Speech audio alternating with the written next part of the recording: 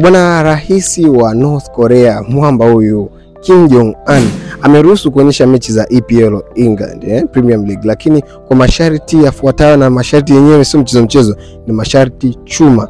Iko hivi, mechi za EPL zitaonyeshwa lakini hazitakuwa live broadcasted, bali zitakuwa recorded. Yani zitarekodiwa kwanza, zieditiwe ndio zionyeshwe. Kati ya vitu ambavyo vitatolewa, cha kwanza ni maudhui ya LGBTQ, maudhui yoyote ya ushoga ambayo yatakuwa yameonekana kwenye zile mechi za EPL. Kama video hizi mechi za support upinde, na hao North Korea hawasupport vitu kama hivyo, so vitatolewa.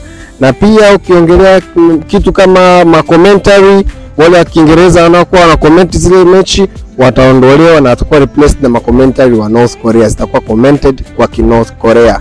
Na pia ukizingatia swala la dakika, mpira hautakuwa dakika 90 bali utakuwa dakika 60 tu kutoka dakika 90, kwamba mechi zitakuwa trimmed.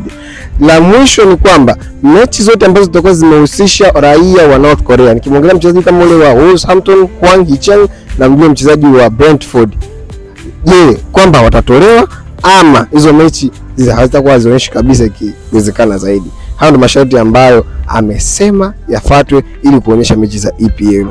Bwana, ni moto sana. Hizi sio bora, lakini ni fact muhimu za mpira. Kuna mpira mweupe.